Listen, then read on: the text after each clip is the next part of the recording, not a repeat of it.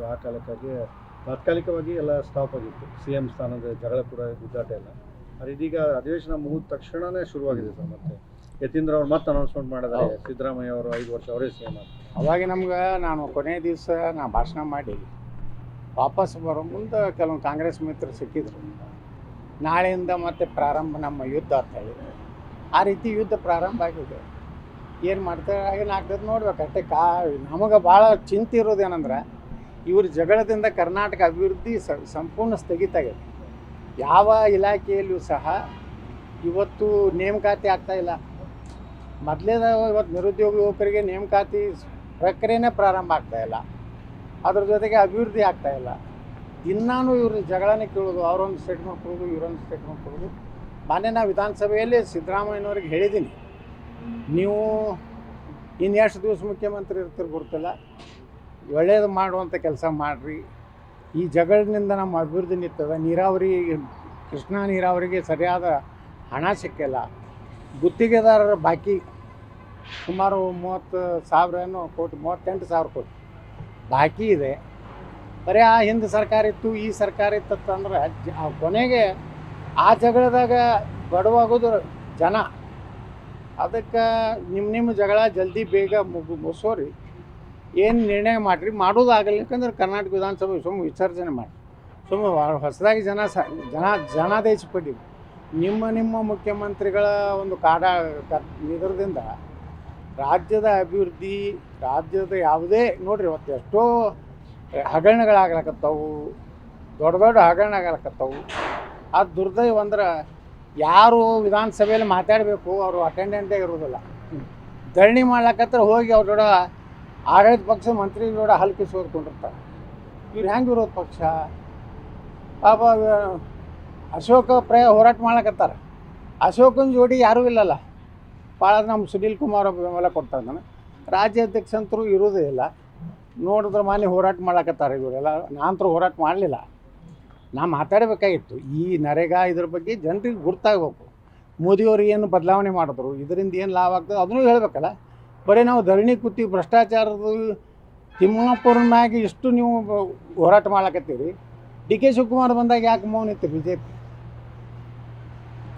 ಏನೂ ಅವ್ರ ಮ್ಯಾಗ ಒಂದು ಪ್ರತಿಭಟನೆ ಮಾಡಲಿಲ್ಲ. ಇದೇ ಲಕ್ಷ್ಮೀ ಹೆಬ್ಬಾಳ್ಕರ್ ಬಗ್ಗೆ ಆಯ್ತಲ್ಲ, 5,000 ಕೋಟಿ ರೂಪಾಯಿ ಅಂತರೂ ಲೆಕ್ಕಕ್ಕೇನೂ ಸಿಕ್ಕಿಲ್ಲ. ಇನ್ನು ಲೆಕ್ಕಕ್ಕೇ 5,000 ಕೋಟಿ ಕೊಟ್ಟಿಲ್ಲ ಅಂದ್ರೆ ಒಂದು ತಿಂಗಳ ಕಂತೆ ಹಾರಿಸ್ಬಿಟ್ಟಾರೆ ಮಹಿಳೆಯರು ಕೊಡೋ ಅಂಥದ್ದು. ಅದಕ್ಕೆ ಏನು ಮಾಡಿದ್ರು, ಭಾಳ ಖಂಡಿಸಿದ್ರು, ಭಾಳ ಸಭಾತ್ಯಾಗ ಮಾಡಿದ್ರು. ಆದರೆ ತಿಮ್ಮಾಪುರದ ಬಂದಾಗ ಇದು ಏನಂದ್ರೆ ನಿಮ್ದು ಏನೇನು ರಾಜಕೀಯ ಐತಿ, ನಿಮ್ಮ ಒಳಗೆ ಒಪ್ಪಂದ ಏನದಾವು ಏನಂದ್ರೆ DK ಶಿವಕುಮಾರ್ ಬಂದ್ರೆ ನಾವು ಹೋರಾಟ ಮಾಡೋದಿಲ್ಲ, ಲಕ್ಷ್ಮೀ ಹೆಬ್ಬಾಳ್ಕರ್ದು ಬಂದ್ರೆ ಹೋರಾಟ ಮಾಡೋದಿಲ್ಲ, ತಿಮ್ಮಾಪುರದ ಬಂದ ಕೂಡ ನಾವು ಹೋರಾಟ ಮಾಡ್ತೀವಿ, ರಾಜ್ಯಾದ್ಯಂತ ಅಡ್ಡಾಡ್ತೀವಿ. ಅದ್ಯಾವುದೋ ಪಾದಯಾತ್ರೆ ಮಾಡಿದ್ರು ಮೈಸೂರಕ್ಕೆ.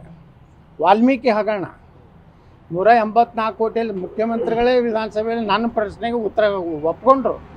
ಯತ್ನಾಳ್ರಿ 184 ಕೋಟಿ ಆಗಿಲ್ಲ, 84 ಕೋಟಿ. ಅದಕ್ಕೆ ನಾ ಹೇಳಿದೆ, ಇಷ್ಟು ತಿಂದರು ಅಷ್ಟೇ, ಅಷ್ಟು ತಿಂದರು ಅಷ್ಟೇ ಮುಖ್ಯಮಂತ್ರಿಗಳೇ. ನೀವು ಬಡವ್ರು ರೊಕ್ಕ ತಿಲ್ಲಕತ್ತೀರಿ, ದಲಿತರು ರೊಕ್ಕ ತಿಲ್ಲ. SC/PD HP ಬಗ್ಗೆ ಮಾತಾಡೋದಿಲ್ಲ. ಸುಮಾರು 30,000 ಕೋಟಿ ರೂಪಾಯಿ ಇವತ್ತು ಡೈವರ್ಟ್ ಮಾಡ್ಕೊಂಡಾರೆ. ನಾವು ಮನೆ ವಿಧಾನಸಭೆಯಲ್ಲಿ ಹೇಳಿದೆ, ಮತ್ತು ನೀವು SC/ST ಕಾಳಜಿ ಮಾಡ್ತೀನಿ ಅಂತೀರಿ, ಅವ್ರದ್ದು ರೊಕ್ಕ ತಿತ್ತೀರಿ. ಬರೀ ಮೈನಾರಿಟಿಗಳು ನೀವು ರೊಕ್ಕ ಕೊಡ್ಲಾಕತ್ತೀರಿ. ಇವತ್ತು ಸಾಲ ಮನ್ನಾ ಇದು ಬಡ್ಡಿ ಮನ್ನಾ ಮಾಡ್ಯಾರ ಅಂದ್ರೆ ಉಳ್ಕಿದ ಬಡವ್ರು ಅಲ್ಲ, ಎಲ್ಲ ಬಡವ್ರದ್ದು ಮನ್ನಾ ಮಾಡ್ರಿ. ಆ ಸಾಲ ತೊಗೊಂಡವ ಅವ ಬಡವ ಇದ್ದಂದ್ರೆ ಅವ ಯಾವುದೇ ಜಾತಿಗೆ ಸೇರಿದ್ರೂ ಸಹಿತ ಅವ ಬಡವನೇ. ಅವ್ರಿಗೆಲ್ಲರಿಗೂ ಸಮಾನವಾಗಿ ನೀವು ಜಾತ್ಯತೀತನ ಸಮಾನವಾಗಿ ನೋಡ್ತಾರೆ. ಒಂದೇ ವರ್ಗಕ್ಕೆ ಮನ್ನಾ ಮಾಡೋದು, ಅದೇ SC/ST ರೊಕ್ಕ ತಿನ್ನೋದು, ಇನ್ನೊಂದು ಹಿಂದುಳಿದ ವರ್ಗದವ್ರದ್ದು ಸಾಲ ಮನ್ನಾ ಮಾಡೋದಿಲ್ಲ. ಈ ಎಲ್ಲ ದ್ವಂದ್ವ ನೀತಿ ಅನ್ನೋದ ಈ ಸರ್ಕಾರದ್ದು ಜನ ಬೇಸರಾಗೈತಿ. ಅದಕ್ಕೆ ನಾ ಇಷ್ಟೇ ಹೇಳ್ತೀನಿ, ನಿಮ್ಗೆ ವಿಫಲರಾಗಿರಿ. ಸಿದ್ದರಾಮಯ್ಯನವ್ರು ಈ ಟರ್ಮ್ ವಿಫಲರಾಗ್ಯಾರ.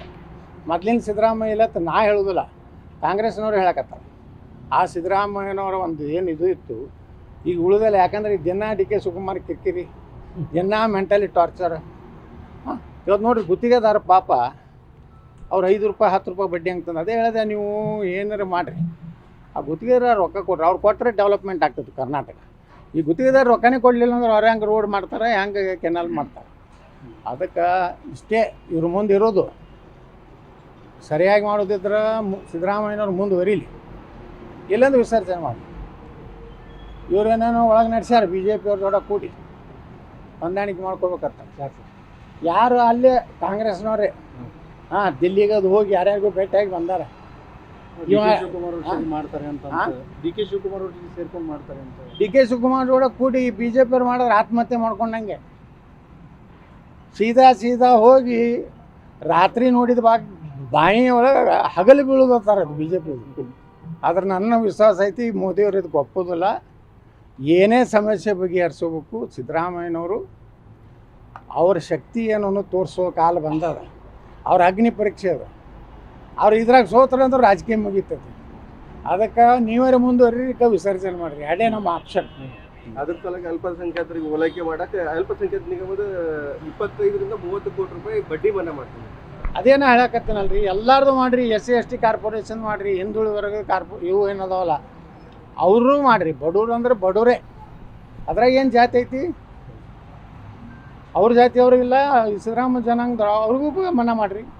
SC ST ಅವ್ರು ಏನು ಪಾಪ ಮಾಡ್ಯಾರ? ಅವ್ರು ನಿಮ್ಮ ನಂಬ್ಯಾರಲ್ಲ, ಅವ್ರದ್ದು ಮಾಡಿರಿ. ನೀವು ಒಂದು ವರ್ಗನ ಹಿಡ್ಕೊಂಡು ಹೋಗ್ಬೇಡ್ರಿ. ನೀವು ಜಾತ್ಯತೀತನದ ಎಲ್ಲ ವರ್ಗನ ಹಿಡ್ಕೊಂಡು ಅಂದರೆ ನೀವು ದಲಿತರು ರೊಕ್ಕನೂ ತಿಂದ್ರಿ, ಅದನ್ನು ಹೋಯ್ದು ಗ್ಯಾರಂಟಿ ಒಳಗೆ ಹಾಕಿದ್ರಿ, ಅವ್ರಿಗೆ ಸಿಗೋ ಸೌಲಭ್ಯನೂ ಸಿಗಲಿಲ್ಲ. ಅವು ಮತ್ತು ಭ್ರಷ್ಟಾಚಾರ ಮಾಡ್ಲಾಕತ್ತೀರಿ. ಅಂದಾಗ ನೀವು ಹೆಂಗೆ ಎಲ್ಲ ಜನಾಂಗದ ನಾಯಕರಾಗ್ತೀರಿ? ಸರ್, ಈಗ ದ್ವೇಷ ಭಾಷಣ